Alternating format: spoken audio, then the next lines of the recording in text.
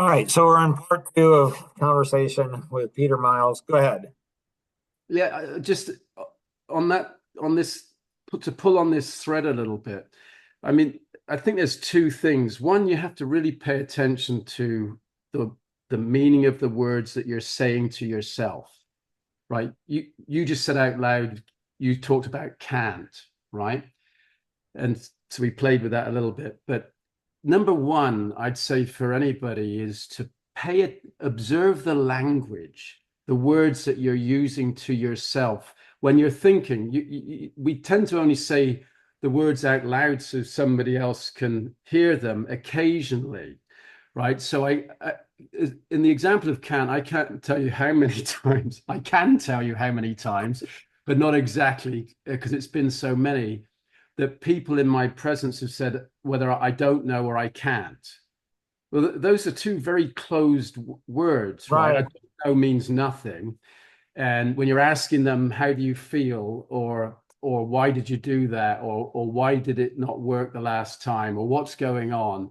And people say, I don't know, or I can't express it.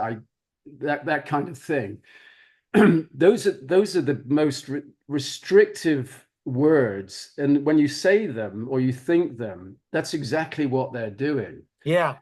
And so, I used to be very anxious, certainly as a younger person. Teens, for sure, bullied a lot for years at school in the early days, for sure. And so I was quite uncertain, I would say, when I left home at 18 about anything in particular. And I was a bit of a can't, so I can't do that. Oh, I can't do that. I can only do this, right? And that was manual work at the time, milking cows, shearing sheep.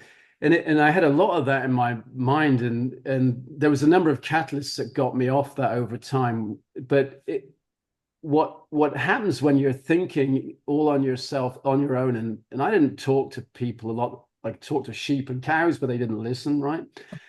um I talked to the stars, but the language I started to realize was very negative. I think maybe somebody told me that in my early 20s, you're quite negative. And I thought, whoa, I don't want to be negative.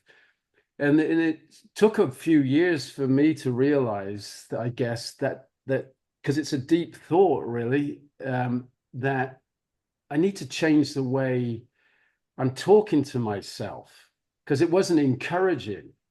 It was discouraging. And here I am, 18, 19, 20, 21, 22, living on my own, working very minimum wage and feeling stuck. But then once you tell yourself, oh, this is all I can do, I'm not smart, I didn't have any, I failed my way through school, these kinds of things. But think of that. I was telling myself that. And so and it sounds silly, it's almost like incantations, like I am, I will, I can, as opposed to I can't, I won't, I don't know, right? And so that just realizing what you're saying to yourself on your own time, or even when somebody else is talking to you, like, Mark, you lost me, you're losing me. If we're losing anybody, here's the second thing that's the most important. The moment you feel like you're losing the meaning of what's being said by anybody, or the meaning of the work that you're doing for yourself, that's the moment to be curious, right? Why am I doing this? Why am I listening to this? And then if you did understand and then you lose it, stop, ring the bell and say, I don't understand. You lost me at this point, and I'm following you, but I got lost here. That's the moment to be curious, right? And ask somebody. I always just say to people at 30 years later at work, the only stupid question is the one you didn't ask. Because it matters not to me if you think it's a silly question to ask. I don't, because I know if you ask it, you'll be better off if you understand the answer. right? See, and And this is where on flawless thinking, there's 26 different elements. There's tens of thousands of sub elements. But if somebody said, can you sum up flawless thinking? And I'd say, I can sum it up in 2 words. It's right here above the future. It's curious and it's questions at the top. And so, like, and have why fun do with it. Be playful with it. That's the other right? thing. Don't be curious in the way that I'm scared the answer I'm going to get. I won't understand it or I don't like it. And I might have to ask another question. Who cares? That's called progress. That's failure. And then eventually failure, progress, and Right. asking the right question isn't the smartest question or the dumbest question. It's just asking the one that means the most, that's of the most use to you. Well, and this is what I have found. I have found in coaching like executives, like they're leaders of worldwide organizations. Everybody, whether it's a 2-year-old or a top level worldwide leader, people know the answers to their challenges, problems they're facing almost always, not always, but most always they do. They just don't know. They're just not asking the best question. So if you can help Michael, I somebody, would modify that and say they know the way to get to the right answer. They don't always, maybe I'm speaking for myself.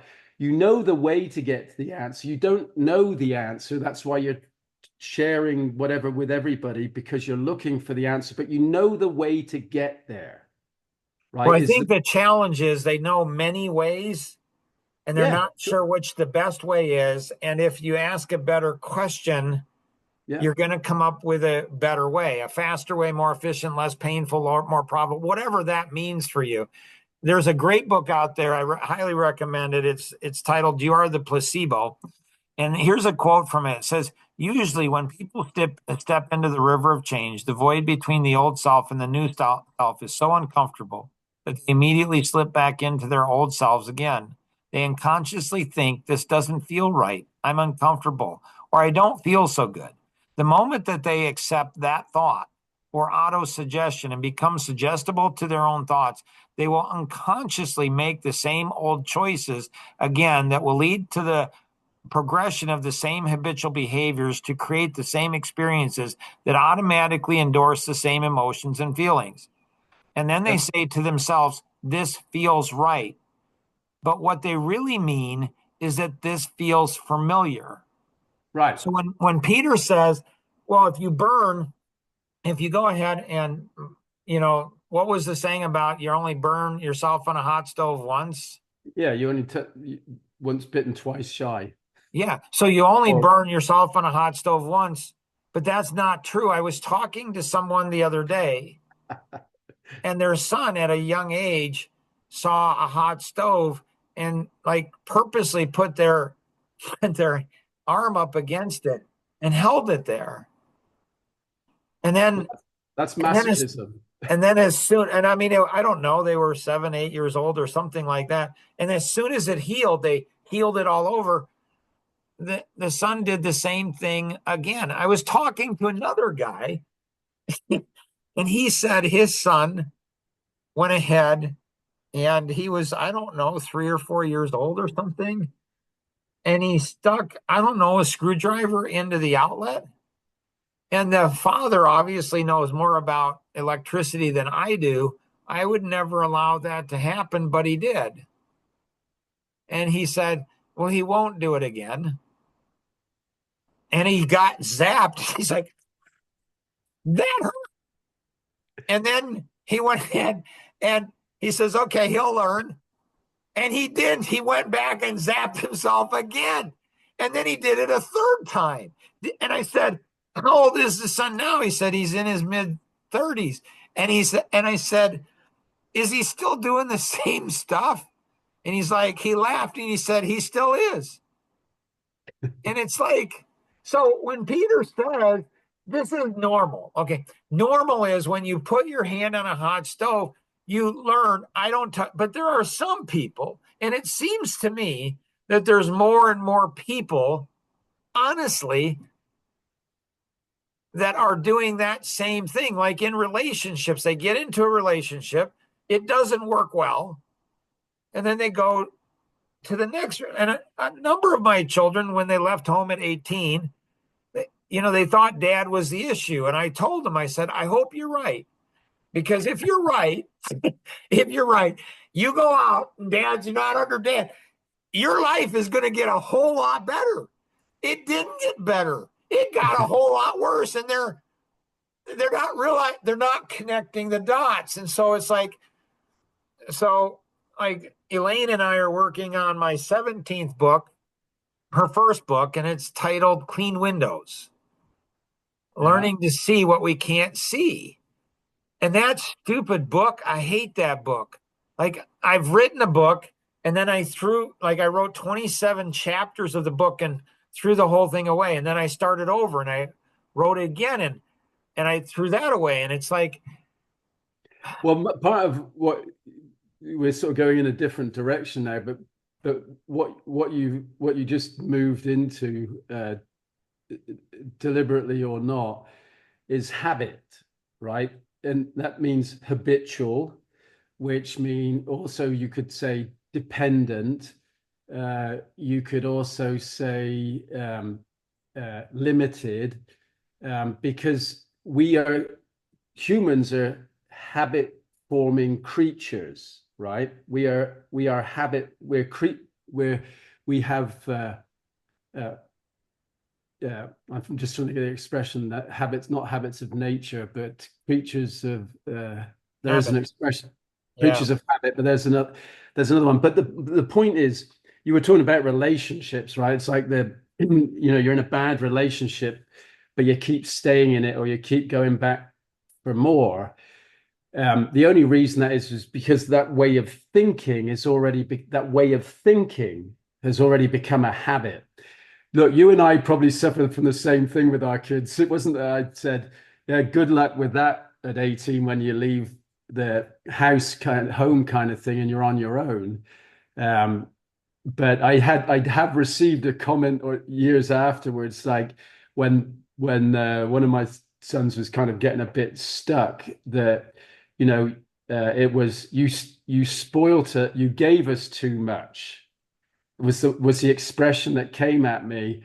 And I thought, you know what, I don't, whether that's true or not, I can't say, but probably the truth is, I thought too much for you. In other words, I explained too much, or I thought I was explaining, but actually what I was doing was sharing my thoughts when they were younger, which I think there's a line between black and white where it's my house, my rules, my way, right? People like that.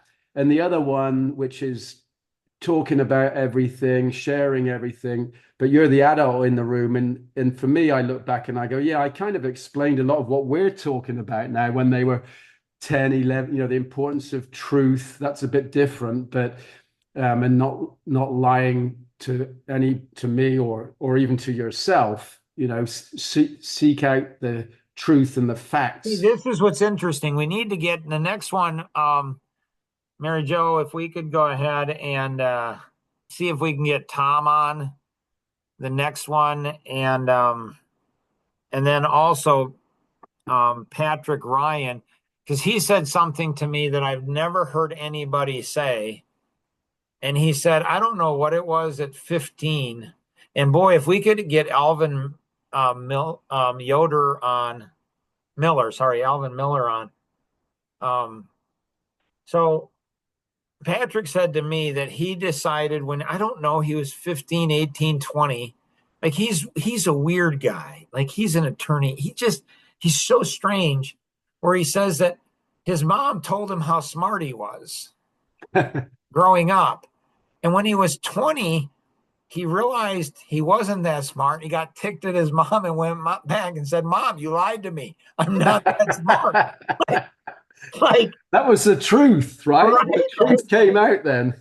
Right. And he said, I've never heard this before. So I do the White Male Over 50 podcast with Patrick weekly. And it's just, he's fascinating. Almost died 2 weeks ago. He's a little older than me, a couple years older. I think he's 63, 64, but he almost died twice in one day.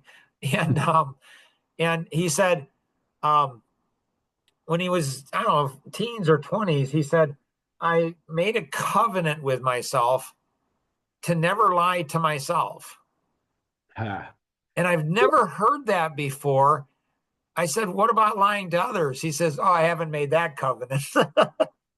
Well, there's yeah, but that first part, I absolutely resonate with that 100%, and I don't know where that inside of me, but inside of anybody, I don't know where that necessarily comes from. I could imagine a bunch of things if I think back to my youth about the importance of truth. And maybe some of it was learned at church, about the importance of truth and in a sense, Jesus died on the cross for speaking the truth, right? Uh, Right, and so it doesn't always have an appeal to it to speak the truth because you don't want to get crucified. And right. so when when the gentleman said to you, I taught myself not to lie to myself, and you asked, well, what about lying to others? That's in a way where I would answer it different. Well, I would answer it a bit deeper than that and say, well, I tend to be economic with the truth because because the law doesn't care about the truth, right? The written law doesn't care about the truth. Easy. Holy cow. What's that? That is insane. I tend to be economic with the truth. Well, but let me explain why if you No, don't already I know. understand why. I've got a wife and 4 daughters. Trust me. I Well, because I don't want to lie. And as in that movie let me just explain because this is multi-dimensional. In, right. in business life, I don't want to lie, but the policy that I have to abide by as an employee, let's say, might be BS. An HR policy or some other policy might be BS, and it's causing us a problem, but it's a policy. And so, if somebody asks me, do I agree with that policy? I can either say yes if I know I can't change it. Now, once I was on the board, let's say, and I disagree with that policy, and people say, well, are you backing the company policy on this? And I'd say, no way. So we can either change it or I'm not going to follow it. But when I was an employee, I don't care whether it's a VP that was an on-board member. No, you had to tug your forelock and fall in line with the policy. If you're going down the road and you're 10 miles, 15 miles over, and you tell the truth, I was just in a hurry to get to work. I didn't want to be late to work. You're going to get no slack, right? If you tell the truth, you may as well just sort of throw your arms up and say, sorry, I was speeding, officer. Right. So, and I'm being simplistic, but the law doesn't care. It does once you're being prosecuted, right? But if you've broken the law, so to speak, it doesn't care whether the law is right or wrong. It only cares whether you are subservient. And the same with your parents. If it's like my house, my way, my rules, you're not listening, stupid, then you can't tell the truth because nobody cares, right? And it's So, only going to get you so into more Elaine, trouble. we need to get Cheryl to watch this one. So, Elaine, we were at a Coffee Connection. And if you're listening to podcasts and you're not part of Coffee Connections, you got to get part of one. And so, hopefully, there'll be some type of a link around the podcast here for Coffee Connection. But we were at a Coffee Connection, and Cheryl, and she went ahead and said something to me. She said, I think you ought to always be honest with your wife. And Oh and boy, I'm and that's I'm a like, seesaw. Why are I'm you like, laughing, Peter? Well, it's not about being dishonest. This is where Mark was teeing me up to explain being economic with the truth, economic, right? I'm right? economically truthful, and so I'm like, what? She can't be serious, and she was. I'm like, you're not serious. She's like, no, I think you ought to be. Like if a wife says, do you think this dress makes me look fat? If she's stupid enough to ask the question, you say, yeah, I think you Hang do. on, hang on. Now, Mark, I don't like your examples here, so I'm gonna. This is Cheryl's example. Cheryl, it's not me. I wouldn't. I Oh, okay. Yeah, But no, Cheryl is the one that went ahead and said it. And I'm shaking. I'm like, this is totally life transforming to me. So Rosanna was at the coffee of 40 years, my wife of 40 years. So I said, honey, come over here. Come over here and sit down. And so she came over and I said, Cheryl thinks I always ought to be honest with you. oh, Mark, you're opening a can of worms now. Well, because I won't say women, but I'll say some people, there's times where people just want to hear something that makes them feel good. That's got nothing to do Now with, you're thinking like my wife. Like my wife thinks like that well, too. and She that's won't fair go though. ahead. She won't be honest. And I'm like, you're not being honest with that person. She says, I'm being nice. And I'm like, how is nice? And 40 years of marriage, I still cannot process the concept of Hang on. how Let being me try and dishonest is nice. let me try and help you. And I don't get this right most of the time either. But what I tend to say is because I always say to anybody, including my wife when we first met, what you see is what you get, right? In other words, I don't have a filter really. That's the way I look at it. I just tell what I think and believe is the truth and honest, right? But but when it comes to relationships, so let's say with my wife, she knows that about me. But if she said to me, what do you think this dress looks like on me? What I say back to her is, do you like the dress? Because if she loves the dress, then she only wants to hear something positive about it. So if she says, what do you think it looks like? Then she'll say, why are you asking me that, Peter?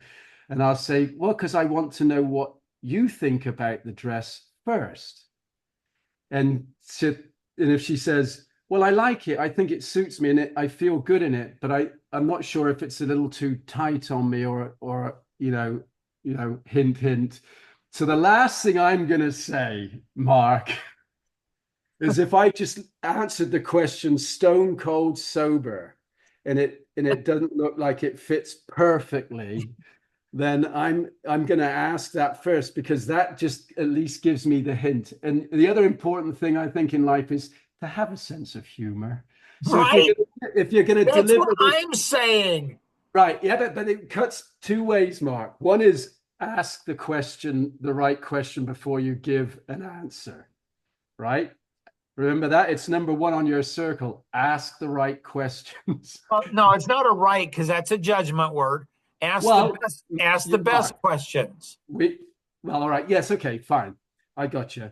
Yeah. But yeah, look, because if and I if I might clarify it also by saying, do you want my honest opinion, or do you want is there something else you're looking for? And then I can usually tell too because it might crack a smile. Right. In which case I go, uh, okay, I got you. Honey, you look Oh, beautiful in that dress. in If you're 40, wondering, does it look a little tight? It is, but it still looks beautiful. right? Tight's fine. I'm fine with my wife. Well, I mean, tight because you're overweight or tight, whatever. It's Yeah. too revealing. I don't There's know. once in 40 years that my wife said she wished she was like me. Once in 40 years. And an epic conversation. Like, so, so I don't know. We were in the living room and this was probably about 20 years ago, 15, 20 years ago. And she said to me, she said, man, I hate being around you. You make me feel so stupid. Now, I don't remember what led to that conversation. Well, stupid in what way? That would be my question. What do you mean, stupid in what way? I mean, because stupid means a lot of things. So I don't know. What does that mean? So, so I went ahead. I didn't respond, right? Proud of you, Mark. Way to go. Like, good response. I just looked at her and I just went, just cocked my head. But she knows that when I'm speaking in front of groups, I say, you can't, you can't actually make anybody feel stupid. All you can do is reveal it. Well, it's back to what you said about not Einstein earlier. I think you Yeah, can't solve a problem so you can't answer a question really, or solve a problem at the same level at which it was asked. So I think people like you and me go deeper each time right, when we're responding to a question right. So because I we're went looking for ahead the and just cocked source. my head like this, didn't say a word. And then she started crying because she knew what I was thinking. She knew that I was thinking, honey, the truth is I can't make you feel stupid. All I can do is reveal stupidity. Like I didn't say it. I just like I looked at her and I just kind of cocked my head and she started crying like deep, like I just like destroyed her whole heart. Like it broke it into a million pieces. And I got really excited. I'm like, oh my goodness, this is so cool. Like, so I'm like, um, honey, like, what's going on? And she said, you know, and she's crying, she's weeping, and she's like, I wish I could be like you. Now, again, I had been married for 25 years. She had never said that once, never said it since, like, like one time. And I'm like, what does that mean? And she said, I get defensive about everything. You Yeah. don't have a defensive bone in your body. And then I'm like, oh my goodness. And she's still crying. And my brain went into overdrive. I said, Mark, you have seconds to solve this thing. And I'm going, and she's weeping and crying. And I'm going, and all of a sudden it took me like 30 seconds. And I figured out, I said, honey, I got it figured out. And she's weeping. She's like, what do you mean? And I said, the reason why, the reason why you get defensive about everything and I don't get defensive about anything is because you're prideful and arrogant. Peter's thinking, the guy's a genius husband. Like, no wonder they're married for I'm thinking, for No, thinking he's you do thinking he's on a tend to walk say of it the way it time. is. like, and so she's like, she's so broken. She's so heartbroken. She just barely whimpers out. She says, what do you mean? I said, honey, sweetheart, like you don't like nobody knows who you are except for me. Like our 7 kids, they don't know who you are. You're so concerned what everybody thinks about you. That's just pride and arrogance. Like that's what it is. I said, me, Well, hold on a minute. I got some questions for you. Can I? well, let me finish, Oh, then you're we'll good. go Finish into it. then. But So, I so I said, so honey, me, I don't know. I'm a doofus. I don't, people don't like, I don't care. So I can be myself around people. And you know what? If people like me, they like me. And if they don't, they don't. I don't know what to say. There's 8 billion people in the world. It's not the end of the world if somebody doesn't like me. And it's like, but there's another backstory 15 years later, but we're running out of time. So you don't want to go into a part 3, do you?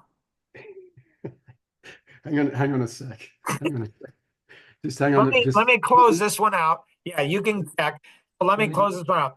I'm telling you, this is how Peter and I roll. Like we just do. Like I don't know. Like first time we met, we talked for 3 hours, and then like there's always this intriguing energy.